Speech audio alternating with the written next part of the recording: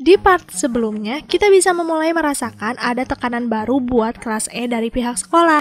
Nah, di part 2 ini lebih beragam, banyak karakter baru yang mulai mewarnai kelas E. Lebih banyak cerita dan tentunya lebih banyak serangan untuk Koro Sensei. Gak usah lama-lama, ini dia Assassination Classroom.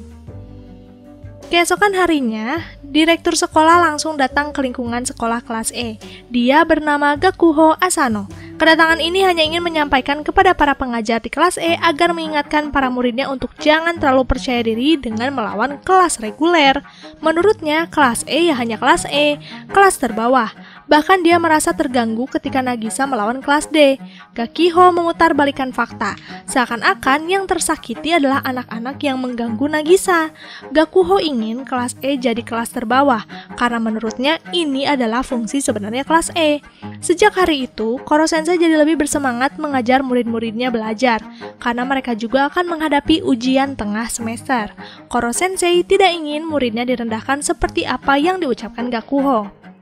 Setelah mengajar dengan sangat keras, Koro Sensei mengutarakan maksud pembelajarannya yang ketat.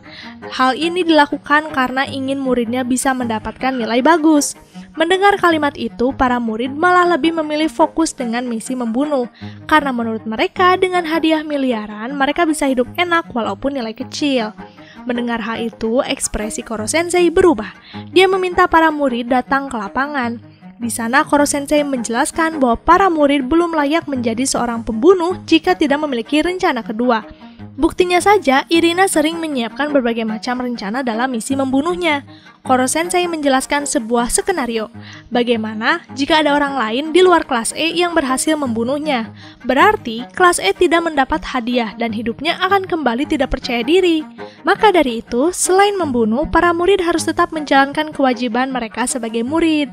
Salah satu keinginan Koro Sensei adalah para murid harus masuk 50 besar di ujian pertengahan semester. Jika tidak, Koro Sensei akan pergi dari kelas ini. 明日です。明日の中間テスト。 Ujian pun dimulai. Para murid awalnya berhasil mengerjakan beberapa soal, bahkan mampu membuat pengawas ujian terkejut. Bagaimana bisa kelas E mengerjakan soal matematika ini dengan sangat mudah? Mereka ini mengerjakan soal seakan-akan sedang membunuh musuh, sehingga mereka memperhatikan soal dari berbagai macam sudut.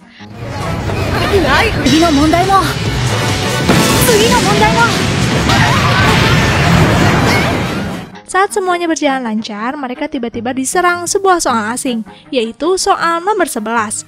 Soal itu membuat mereka terkalahkan, menyebabkan seisi kelas kecewa karena hasil jauh dari harapan.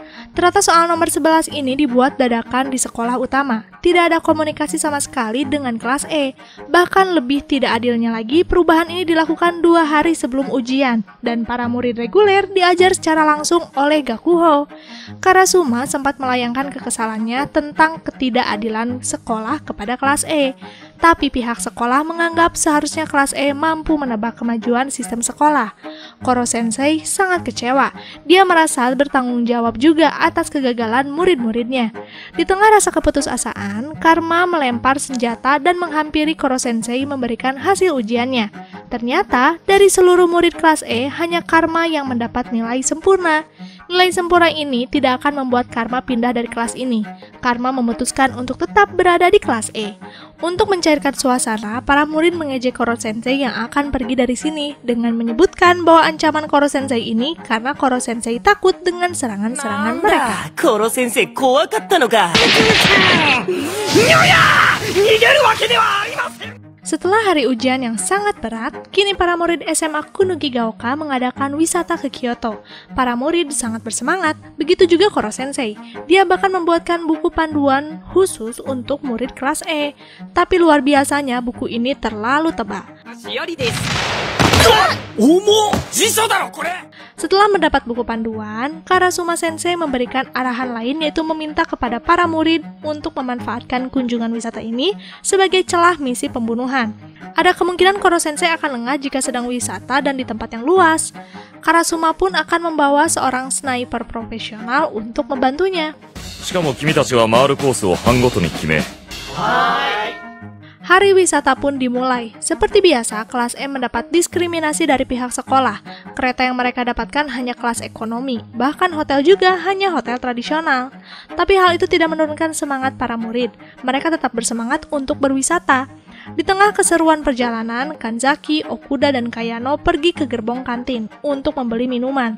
Saat sedang berjalan, mereka tidak sengaja berpapasan dengan sekelompok siswa SMA dari sekolah lain. Melihat wajah Kanzaki yang cantik, tentu saja mereka tertarik kepada Kanzaki. Bahkan sialnya mereka menemukan buku panduan kecil milik Kanzaki yang tidak sengaja terjatuh. Sesampainya di Kyoto, tanpa menunggu lama mereka membagi kelompok untuk mengunjungi sebuah tempat. Nagisa berkelompok dengan Karma, Okuda, Kanzaki, Sugino, dan Kayano. Sepanjang perjalanan mereka sambil memikirkan cara membunuh Koro Sensei. Setelah berkeliling Kyoto, Karma meminta semua anggota untuk istirahat dan mencari tempat makan. Tapi saat sedang mencari tempat makan, mereka malah dicegat oleh para berandalan SMA. Mereka bisa menemukan kelompok Nagisa melalui buku panduan kecil milik Kanzaki.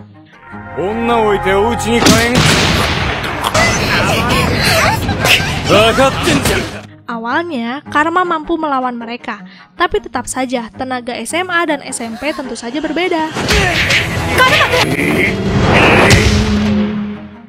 Mereka pun terbangun dengan teriakan Okuda. Beruntungnya Okuda saat itu bersembunyi. Tapi sayang, Kayano dan Kanzaki diculik oleh berandalan itu. Nagisa pun teringat dengan buku panduan Koro Sensei dan ternyata Koro Sensei ini sangat teliti. Di sana bahkan ada tata cara tentang apa yang harus dilakukan ketika teman diculik.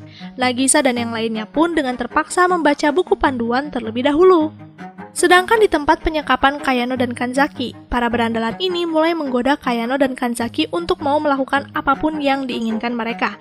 Bahkan mereka menyewa fotografer untuk dijadikan kenang-kenangan.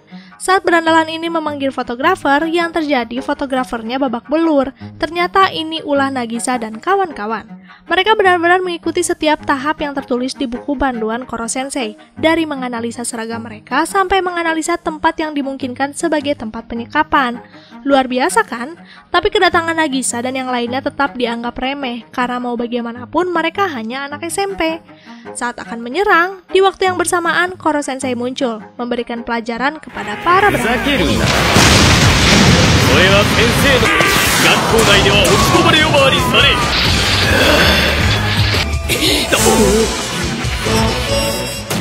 Setelah berhasil mengalahkan para berandalan, mereka pun kembali ke penginapan tanpa melakukan misi pembunuhan apapun di hari itu.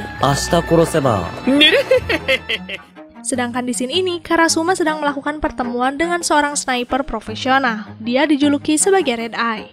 Red Eye ini tentu saja ditugaskan membantu para murid membunuh Koro Sensei. Kejadian sebelum penculikan Kayano dan Kanzaki, ternyata Red Eye sudah bergabung dengan kelompok lain membunuh Koro Sensei di tempat yang sudah ditentukan. Para murid ini memilih tempat sesuai keinginan mereka. Red Eye hanya mengikuti jadwalnya saja. Tapi dari sekian banyak kelompok yang sudah didatangi Koro Sensei dan Red Eye, ternyata tidak menghasilkan apapun. Peluru yang ditembakkan selalu gagal mengenai Koro Sensei. Saat itu Red Eye sudah sangat putus asa. Kebetulan di waktu yang sama, Karasuma menelpon bahwa misi pembunuhan hari ini dibatalkan karena kejadian penculikan di kelompok Nagisa.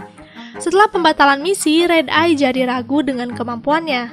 Saat merasa ragu, Koro Sensei menghampirinya. Ternyata sejak siang, Koro Sensei memang sudah mengetahui keberadaan Red Eye. Mereka pun berbincang sambil makan malam. Kehadiran Koro Sensei ini ternyata untuk memberikan terima kasih karena dengan adanya misi pembunuhan di tempat-tempat berbeda, para murid secara tidak sadar lebih mengenal setiap tempat bersejarah di Kyoto. Mendengar hal itu, Red Eye jadi tersentuh melihat sosok guru yang sangat perhatian dengan muridnya. Setelah pertemuan dengan Koro Sensei, Red Eye pun membatalkan misi selanjutnya karena dia mengakui kekuatan Koro Sensei sangat luar biasa. Singkat cerita, wisata sekolah sudah berakhir dan para murid kelas E kembali pergi ke sekolah. Mereka sebelumnya mendapat email dari Karasuma tentang murid baru. Mereka sangat bersemangat, siapakah murid baru ini? Tapi saat masuk ke dalam kelas, mereka malah dikejutkan dengan sebuah kotak besi yang ternyata inilah murid barunya, sebuah mesin artileri.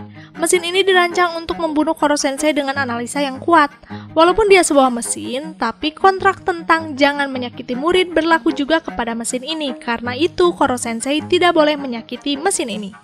Pelajaran pun dimulai. Awalnya, mesin ini mengikuti jam pelajaran seperti yang lain, tapi nyatanya dia menganalisa gerakan Koro Sensei dan langsung menyerangnya. が機械ですね。この調子ですとショットガン4門。 Walaupun percobaan pertama gagal, mesin ini kembali menganalisa kegagalannya. Dia terus-terusan melancarkan serangan di jam pelajaran. Setelah mencoba beberapa kali, akhirnya dia berhasil mengenai tentakel Koro Sensei. Mesin ini percaya 90% dia akan berhasil membunuh Koro Sensei sebelum bulan Maret. Keesokan harinya, mesin ini memulai aksinya. Tapi sayang, tubuhnya dililit lakban, bukan perbuatan Koro Sensei, tapi itu perbuatan Tarasaka. Murid lainnya pun setuju. Hal itu dilakukan karena selama serangan ternyata membuat para murid terganggu jam pelajarannya. Mereka tidak akan membuka lakban sampai jam pelajaran selesai. Di malam hari, mesin ini menganalisa lagi tentang kegagalannya membunuh Koro Sensei hari ini. Tidak lama muncul Koro Sensei, memberitahu bahwa misi pembunuhan harusnya bekerja sama. Selain itu, sebagai murid baru seharusnya dia mau berkenalan dan berteman dengan para murid kelas E. Karena mesin ini tidak dirancang untuk berteman, Koro Sensei pun memberikan software tambahan untuk bisa beradaptasi dengan lingkungan. Tapi modifikasi ini tidak merubah haus akan membunuh dari mesin itu sendiri. Dan benar saja, keesokan harinya para murid terkesima melihat penampilan mesin pembunuh ini yang sekarang jadi lebih ceria. Hari demi hari kedekatan mereka semakin terjalin. Bahkan para murid memberi nama untuk mesin ini. Dia kini bernama Ritsu. Saat semua mulai baik-baik saja, tidak disangka-sangka pencipta Ritsu datang pada malam hari. Dia sangat kecewa mesin buatannya kini menjadi sosok yang periang.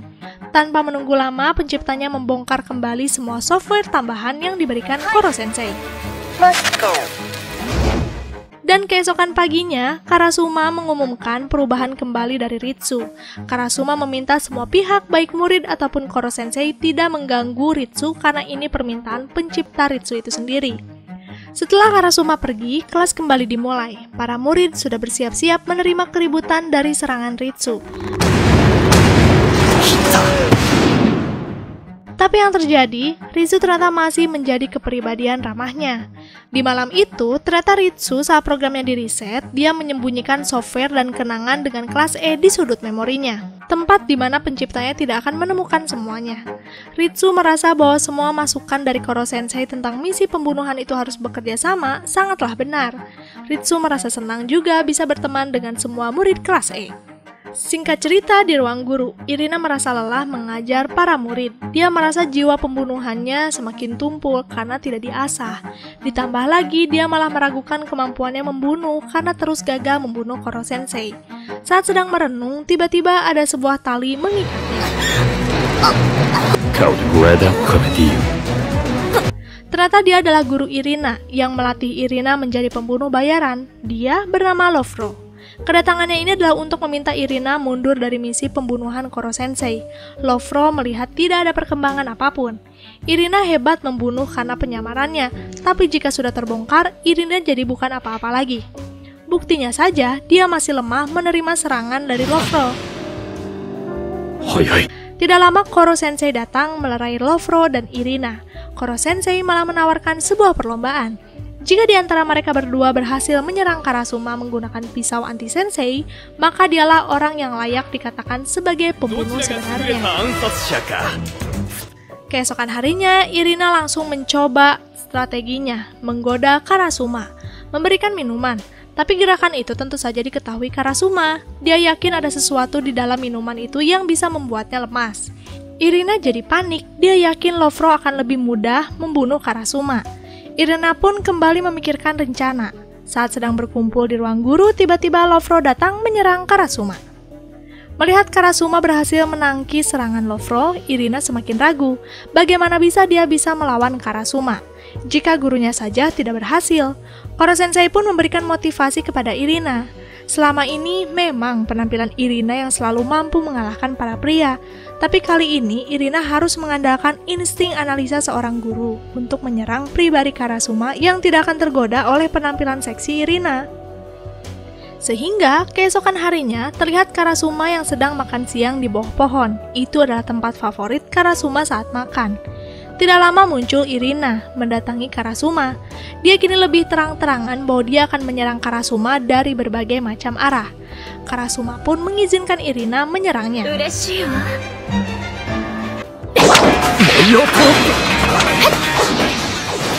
Tapi ternyata Irina tidak menyerang secara langsung. Dia menggunakan trik jebakan tali yang membuat Karasuma terjatuh. Awalnya Karasuma menahan serangan Irina, tapi setelah dipikirkan, Irina tidak akan menyerah. Irina akan mengganggunya setiap hari, sehingga Karasuma pun menyerah. Akhirnya kemampuan Irina diakui oleh Lofro. Dia pun mengizinkan Irina menjalankan lagi misi membunuh Koro Sensei.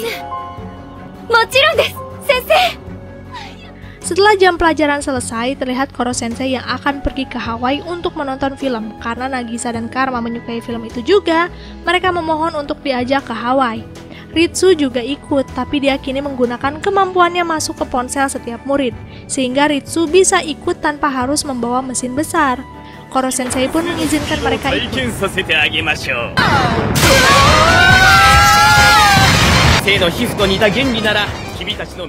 Penerbangannya cukup menegangkan, tapi aman juga. Walaupun dengan kecepatan 20 Mach, tubuh Nagisa dan Karma sama sekali tidak merasakan gesekan udara. Hal itu disebabkan karena kepala Koro Sensei akan mengeras jika mengenai tekanan udara yang tinggi. Mereka pun sampai di Hawaii, menikmati film bersama.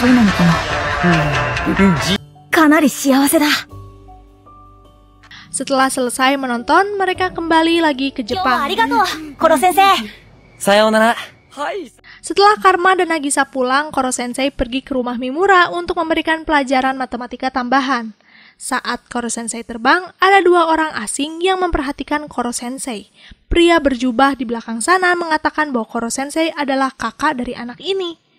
Wah, ada apa nih? Kalian pasti semakin penasaran kan dengan kehadiran anak itu dan pria berjubah?